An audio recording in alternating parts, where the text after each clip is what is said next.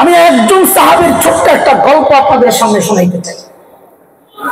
কোন উড়া উড়া হাওয়াই গল্প বানোয়াট না, অথেন্টিক কিতাব থেকে নেওয়া। আরবের সাহাবীদেরকে নিয়ে লেখা এক বিখ্যাত কিতাব আছে, সুয়ারুম মিন হায়াতিস সাহাবা। ওই কিতাবের প্রথম ঘটনা এটা, যা আমি আপনাদেরকে শোনাতে চাচ্ছি। আল্লাহর নবীর এক সাহাবী ছিলেন হযরত সাঈদ ইবনে আমির আল জুমাহি রাদিয়াল্লাহু আনহু।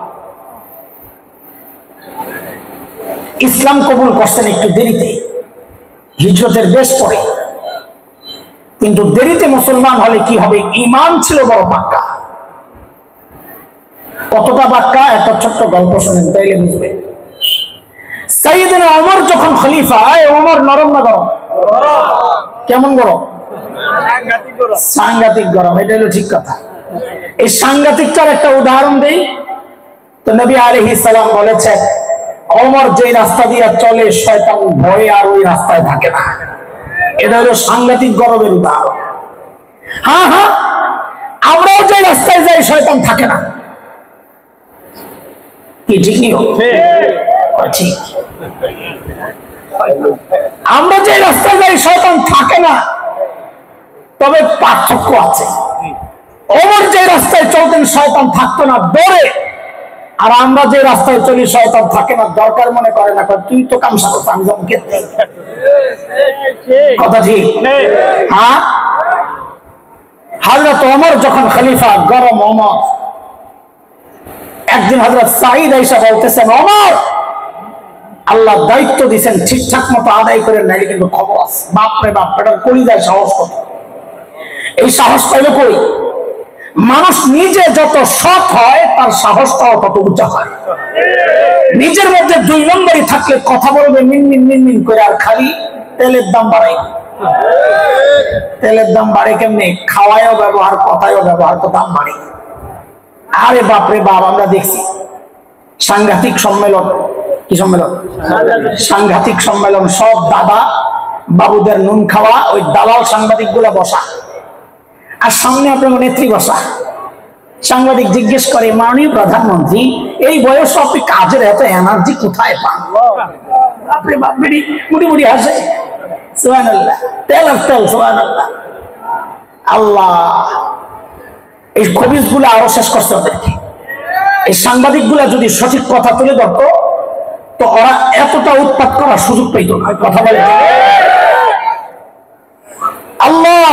হযরত সাঈদ যখন বললেন, ওমর ঠিকঠাক করে দায়িত্ব আদায় করে নাইলে খবর আছে। ওমর চিন্তা করছেন, আরে এই লোক তো বড় সৎ, এর দরকার আমার। তিনি তো এই যুগের শাসক না, তিনি হযরত ওমর। এই যুগের শাসকদেরকে যদি এমন কথা কেউ বলতো, তো বিদায় করে দিয়েই গোয়েন্দা সংস্থার একটারে কইতো, আরে আয়না করে পাঠা, তেল বেড়ে গেছে। কথা ঠিক কিনা? কথা বল। কিন্তু তিনি তো আল্লাহর নবীর সাহাবী ওমর।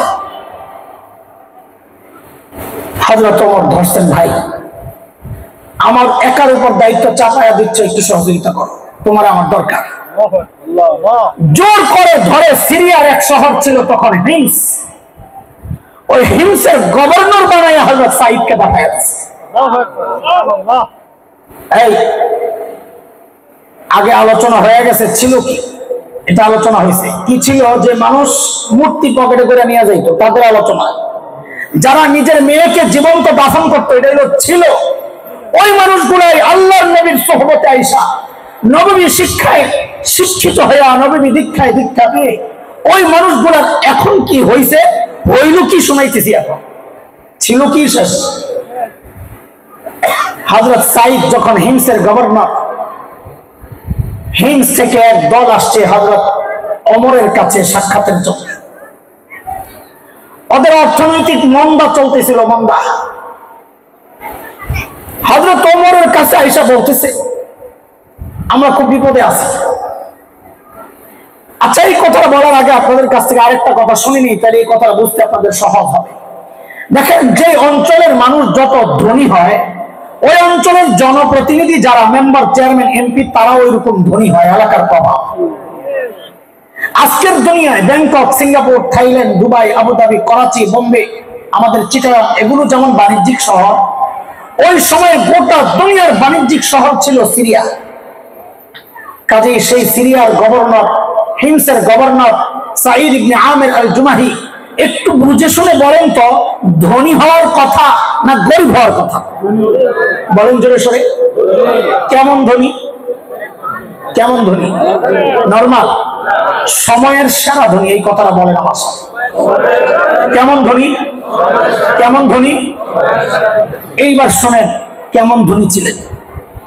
হিমস থেকে দল আসছে হযরত ওমরের কাছে, অভিযোগ অভাব অভাব। হযরত ওমর বললেন, আচ্ছা তোমরা একটা কাজ করো, হিমসের গরিবদের একটা লিস্ট করো, আমি বাইতুল মাল রাষ্ট্রীয় কোষাগার থেকে ওদের জন্য কিছু বরাদ্দ দিয়ে দিই। হিমসের লোকেরা সুযোগ পায় একটা লিস্ট করছে বড় লম্বা, নিয়া সাইয়েদনা ওমরের সামনে পেশ করছে ফুকারা ও হিমস, হিমসের গরিবদের লিস্ট। আল্লাহ, সাইয়েদনা ওমর লিস্টটা হাতে নিয়ে অবাক হয়ে তাকায় আছেন। কেন? দেখেন যে ওই লিস্টের শুরুর দিকে হিমসের গভর্নর সাঈদ ইবনে আমির আল জুমাহির নাম। এটাও কি সম্ভব? সাইয়েদনা ওমর জানতে চাইলেন, আমি এরকম ফাঁকে এরকম কি ব্যাপার? তোমাদের আমির বুঝি গরিব মানুষ, তোমাদের গভর্নর বুঝি গরিব মানুষ? হিমসের লোকেরা জবাব দিলেন, বালা আমিরুনা আফকারুনা, আমাদের গভর্নর শুধু গরিব না, হিমসের মধ্যে সবচাইতে গরিব। ছিল কি, হইল কি, যে মানুষগুলো একটা পয়সার জন্য মানুষ খুন করত, এটা একটা পরিচয়। এক পয়সার জন্য যারা মানুষ খুন করত, আজকে এত বড় দায়িত্ব পায়াও শহরের সবচাইতে গরিবদের একজন। নববী শিক্ষার ফসল এগুলো। হযরত ওমর এই কথা শুনে এতটা খুশি হয়েছে, সাথে সাথে 1000 স্বর্ণ মুদ্রার প্যাকেট করে দূত মারফত পাঠিয়ে দিয়েছেন, যাও আমার পক্ষ থেকে আমার সাঈদকে এটা হাদিয়া দিয়ে আসো। কত কত? 1000 কি স্বর্ণ মুদ্রা? মানি বুঝে এক স্বর্ণ মুদ্রা কত? 3 ভরির কাছাকাছি, 3 ভরি সোনার কাছাকাছি হলো এক স্বর্ণ মুদ্রা। সেখানে 1000 মানে 3000 ভরি। কত? 3000 ভরি। গতকালকে দেখছি 1,70,000 মনে হয় 22 ক্যারেট। সেই হিসাবে 3 ভরির দাম আসে কত? হিসাব করে 5 কোটি 20 লাখ। কত বর্তমান সময়ে আনুমানিক দাম কত? এই বিশাল অঙ্কের হাদিয়া যখন হযরত সাঈদের কাছে পাঠাইছে, আল্লাহ, দূত যখন মুসলমান খেয়াল করেন ছিল কি, হইল কি শোনাই দিচ্ছে। দূত যখন এই বিশাল অঙ্কের হাদিয়া হযরত ওমরের, হযরত সাঈদের কাছে পেশ করছে, হযরত সাঈদ প্যাকেটটা খুলে যখন দেখলেন এই বিশাল অঙ্কের হাদিয়া তার জন্য, তিনি দেরি না করে সাথে সাথে প্যাকেটটাকে ছুঁড়ে মেরে চিৎকার দিয়ে বলে উঠলেন, ইন্না লিল্লাহি ওয়া ইন্না ইলাইহি রাজিউন। কি করছেন? ইন্না লিল্লাহি ওয়া ইন্না, হাদিয়া পাইলে ইন্না লিল্লাহি পড়ে না আলহামদুলিল্লাহ। আপনারা কি করতেন জানি না, আমার ইমানের যে হালত, এমন একটা পোটলা যদি পাইতাম ভিতরে যায় যে করা লাভ দিতাম। সুবহানাল্লাহ। আল্লাহ, আল্লাহর নবীর সাহাবী কি করছেন? ইন্না লিল্লাহি, বলেন না, ইন্না লিল্লাহি। একটু আমার সাথে সঙ্গ দেন, বলেন কি করছেন? ইন্না লিল্লাহি। এমন ভাবে ইন্না লিল্লাহি পড়ছেন, বউ তো ভিতর থেকে ভয় পেয়ে গেছে। আরে মদিনা থেকে দূত আসছে, না জানি কোন দুঃসংবাদ নিয়ে আইছে, আল্লাহই জানে। সাথে সাথে জানতে চাইলেন, আকুতিলা উমর ইবনুল খাত্তাব, কি ব্যাপার আপনি এইভাবে ইন্না লিল্লাহি কেন পড়লেন? হযরত ওমর বুঝি শহীদ হয়ে গেছেন। বিবি সাথে সাথে জবাব দেন, স্বামী সাঈদ জবাব দেন, না না বিবি না, হযরত ওমর শহীদ হয় নাই, বরং ঘটনা তার চেয়ে মারাত্মক, বিষয় আরো মারাত্মক। বিবি আবার জানতে চাইলেন, আকুতিলাল মুসলিমুনা ফি মারিকা, তাইলে কি কোন যুদ্ধে মুসলমান ব্যাপকভাবে শহীদ হয়ে গেল কিনা? হযরত সাঈদ জবাব দেন, না না না, ঘটনা তাও না, বরং তার চেয়ে মারাত্মক। বউ তো এবার আরো বড়াই গেছে, আরে এর চেয়ে মারাত্মক ঘটনা কি হইতে পারে? না জানি আমার জামাইয়ের কলাটা নিতে পারে। ওমর তো গরম মানুষ। আরে বলেন না কেন ইন্না লিল্লাহি পড়লেন? আহা, আল্লাহর নবীর সাহাবীর জবাব শুনেন দোস্ত, জবাব শুনেন। আল্লাহর নবীর সাহাবী জবাব দিচ্ছে, কেন ইন্না লিল্লাহি বললাম? উদখিলাত আলাইহিদ দুনিয়া, উদখিলাত আলাইহিদ দুনিয়া, আমার ঘরে দুনিয়া ঢুকাইয়া দেওয়া হয়েছে কেন? আমার আখিরাতকে বরবাদ করার জন্য। আমার আখিরাতকে বরবাদ করার জন্য ঘরে দুনিয়া ঢুকায় দিচ্ছে। সাথে সাথে বিবিকে বললেন, আমি চাই মদিনার দূত আমার ঘরে থাকতে থাকতে এই 1000 স্বর্ণ মুদ্রা তুমি হিমসের গরিবদের মধ্যে বিলায়া দিবা। আল্লাহু আকবার। কি বুঝলেন? কি বুঝলেন? শাসক যখন ইমানদার হয় তো নিজের বরাদ্দের টাকাটাও জনগণকে দিয়ে দেয়। আর শাসকের মধ্যে যদি ইমান, দিন, ধর্ম না থাকে তো জনগণের টাকা মাইরা বিদেশে যাওয়া বাড়ি বানায়। ঠিক কিনা বলে? ঠিক তখন তাও তো ইমানদারদেরকে ভোট দিবেন না, ভোট তো সে আপনাকে নির্দিষ্ট মার্কাই পাবে। আপনাকে অভ্যাস খারাপ, মাইর খায়, খায়া খায়া আবার ভোট দেয়। বেহায়ার না, না, সব দেখা শেষ। এবার হবে কোরআনের বাংলাদেশ ইনশাআল্লাহ। ইনশাআল্লাহ বলেন ইনশাআল্লাহ। সব দেখা শেষ আমাদের, আর নতুন করে পরীক্ষা করার দরকার নেই। এখন পরীক্ষা করেন ইমানদার করে, ঠকবেন না ইনশাআল্লাহ। বিবির যখন এই কথা কইছে, বিবি তো আর হাসান জামিলের বোন না। আপনারা কইলাম না সিপা চাপা দিয়ে আইছে, ধরে নিয়ে গেলাম, কই যাবো, আমারটা রুপি দিয়ে যাক। আমার বউরে যদি কইতাম সব দিয়ে লাও, একটা ভেস্তি যে খাইলাম, সব দিয়ে হুজুর কি দেখায়।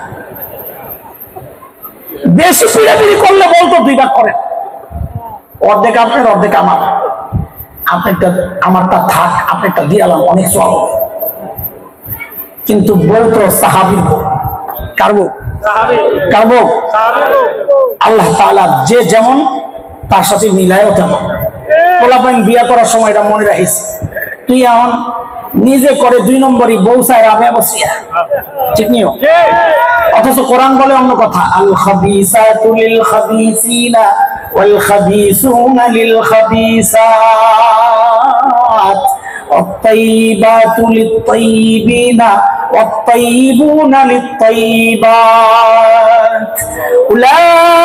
أولئك مبرؤون مما يقولون لهم مغفرة ورزق كريم। এই আয়াতের সংক্ষিপ্ত তরজমা করলে কি বেরিব? জাসকাল লগে তেসকা, ঠিক নিও। বলেন জোরে কোন জাসকাল লগে তেসকা। বলা ভাই নেককার বউ চাইলে নেককার হয়ে যাও, টাঙ্কি মারা ছাড়া বউ চাইলে নিজে টাঙ্কি মারা ছেড়ে দাও। হ্যাঁ, তুমি নিজে সারা রাত মোবাইলে চ্যাট করবা আর বউ চাইবা তাহাজ্জুদ গুজার, হবে না? হবে না? হবে না? কথা বলছি হবে না। তুই 2 নাম্বার, আল্লাহ পাঠাইবো 2 নাম্বার, ঠিক নিও। আপনারা বুড়ারা কর না কিছু। আল্লাহর নবীর সাহাবী যখন বললেন সব দিয়ে দাও, বিবিও তো এরকম বুজুর্গ সাথে সাথে নিয়ে সব দিয়ে দিচ্ছেন। মদিনার দুধ বসে বসে চিন্তা করে, আরে আইলাম কই, আর মানুষ না ফেরেশতা। দেরি না করে দ্রুত চলে গেলেন মদিনায়। সাইয়েদনা ওমরকে যায় যখন গল্প শোনাইলেন, ওমরে কই পাঠাইছেন, এরা তো মানুষ না, এরা ফেরেশতা। হযরত ওমর এই গল্প শুই না এতটা আবেগ আপ্লুত হইছে, সাথে সাথে হুকুম করলেন, এই কাফেলা রেডি কর, আমার সাইদকে দেখতে যাব। আহা, এই জমানা না এটা যে টিকিট কাটতেই বেরেন দিয়ে যাওন যায়, এটা ওই জমানা না। দূরের সফর, অনেক কষ্ট, কিন্তু হযরত ওমরের দিলটা এতটা আন্দোলিত হয়েছে, তিনি এতটা আবেগ আপ্লুত হয়েছেন, অস্থির হয়ে গেছেন সেই সাইদকে দেখার জন্য। চলো সাইদকে দেখতে যাও। আল্লাহু আকবার। সাইয়েদনা ওমরের কাফেলা যখন হিমসে ঢুকে, গোটা হিমস যেন ভেঙে পড়ে। চারদিক থেকে হাজারো মানুষ ছুটে ছুটে আসছে। কেন? আহারে, মদিনা থেকে আমাদের আমিরুল মুমিনিন আসতেছে, আল্লাহর নবীর শ্রেষ্ঠ সাহাবী ওমর ইবনুল খাত্তাব আসতেছেন এক নজর দেখার জন্য। বিশাল মাঠ, হযরত ওমর বসা, পাশে সাঈদ ইবনে আমির, সামনে হাজারো মানুষ। হযরত ওমর চিন্তা করলেন, সাঈদকে আমি তো ভালো জানি, কিন্তু জনগণ কি বলে এই সুযোগে একটু খবর নেওয়া যাক।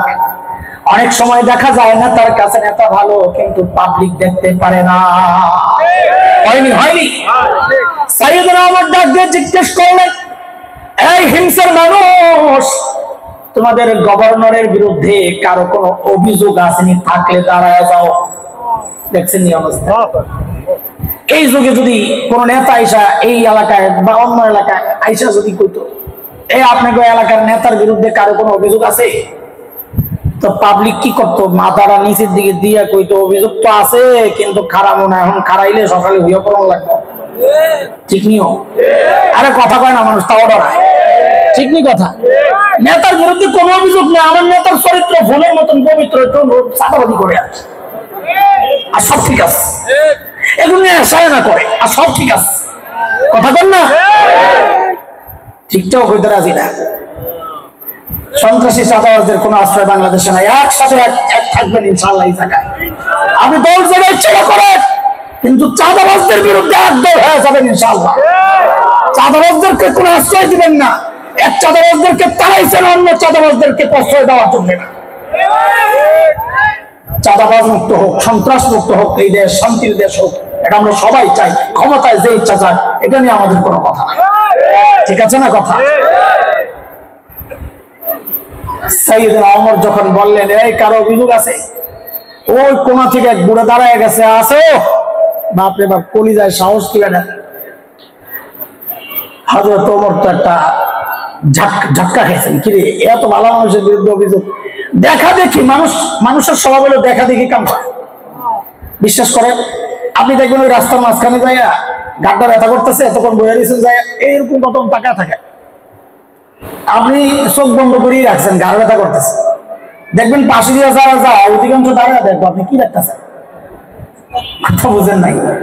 এটা মানুষের স্বভাব, মানুষ দেখা দেখি কাম করে। একজন দাঁড়ায় গেছে, দেখা দেখি আরো তিনজন দাঁড়ায় গেছে। আল্লাহ আল্লাহ। হযরত ওমর তো একদম চুপচাপ। আর এই ঘটনা কারে দেখতে আইলাম, এর বিরুদ্ধে অভিযোগের শেষ নাই, আরো তো দাঁড়াইবো ভাবছা। হযরত ওমর কাছে রাখেন, শুনলেন বলেন আপনার কি সমস্যা? প্রথম জনের অভিযোগ, আমিরুল মুমিনিন আমাদের গভর্নরে আমরা দিনে তো পাই, রাতে আর খুঁজে পাই না। দেখছেন কি অবস্থা? হ্যাঁ, রাতেও সময় দেওয়া লাগতো, কি ডিউটি লইছে বেড়ায়। আচ্ছা, আরেকজন, আপনার কি সমস্যা? আমিরুল মুমিনিন আমরা গভর্নর মাঝে মাঝে অফিসে একটু দেরি চাই, মাঝে মাঝে একটু দেরি চাই। আপনার কি সমস্যা? আমিরুল মুমিনিন আমরা গভর্নর মাসে একদিন অফিসে আয় না, মাসে। আর আমরা তো সপ্তাহে ছুটি কাটাই 2 দিন, তাও আরো কত বন্ধ, এই বন্ধ এই বন্ধ এই বন্ধ, দুনিয়ার বন্ধ। বন্ধ দিতে দিতে দিতে দিতে বেড়ার শেষে বন্ধ পাইবো না। আগামী 15-20 বছর পরে দেখবেন জামাইবো কাছাকাছি দিবস যাইব। এটা একটা ছুটির দিন আইব, জামাইবো যা কাজা করতে হবে 7 দিন করে লাগে। আর তো দিন পায় না, করবো কি? হযরত ওমর কাছে রাখেন, শুনাবে ওই যে শেষ মাসে কয়দিন আসে না, কথা বলেন। সাইড জবাব দাও, কেন তুমি মাসে একদিন অফিসে আসো না? জবাব দাও। আল্লাহ, ছিল কি মানুষগুলা, হইল কি বলতেছে? আল্লাহ নবীর সাহাবী আসামির কাম করায়, কেন মাসে একদিন অফিসে আসে না? আমিরুল মুমিনিন এই যে আমার গায়ে 2 টুকরা কাপড় দেখতেছেন, একটা লুঙ্গির মতো করে পরা, আরেকটা চাদরের মতো করে জড়ানো। আমিরুল মুমিনিন আমার না এই 2 টুকরা কাপড় ছাড়া আর কোনো কাপড় নাই। আরে সে তো বুঝলাম, অফিসে একদিন কেন আসো না ওইটা বলো। বলে 2 টুকরা কাপড় পরতে পরতে পরতে পরতে দুর্গন্ধ হয়ে যায়, নিজেরও কষ্ট হয়, যারা আসে ওদেরও কষ্ট হয়। তাই মাসে একবার উপরেরটা ধুইয়া দেই, শুকাইলে নিচে পড়ি, নিচেরটা ধুইয়া দেই, শুকাইলে উপরে জড়াই। এই কাজটা করতে করতে বেলা একটু দেরি হয়ে যায়। আমি আসি না এই কথা ঠিক না, আসতে একটু দেরি হয়। উনি হয়তো সকাল সকাল এসে আমাকে না পেয়ে ভাবছেন আমি আসি না, না না আমি আসি, একটু দেরি হয়। হইল কি মানুষগুলা, ছিল কি মনে রেখে? বলে দ্বিতীয় জবাব দাও। মাঝে মাঝে মাঝে দেরি করে আই, ঘটনা কি? বলে আমিরুল মুমিনিন আমার ঘরে কোনো কাজের লোক তো নাই। আমিরের ঘরে, গভর্নরের বাসায় কোনো কাজের লোক নাই। আমরা মা বোনরা একটু শুনেন কথা, ওনাকে কাপড় ধোয়ার লাগে একটা, ঘর মোছার লাগে আরেকটা। তরকারি করার লাগে লাগে আরেকটা, এরপর রাতে বাসায় গেলে শুনবেন কাম করতে করতে তেনা তেনা হয়ে গেল জীবনটা। কি ভাই ঠিক কথা?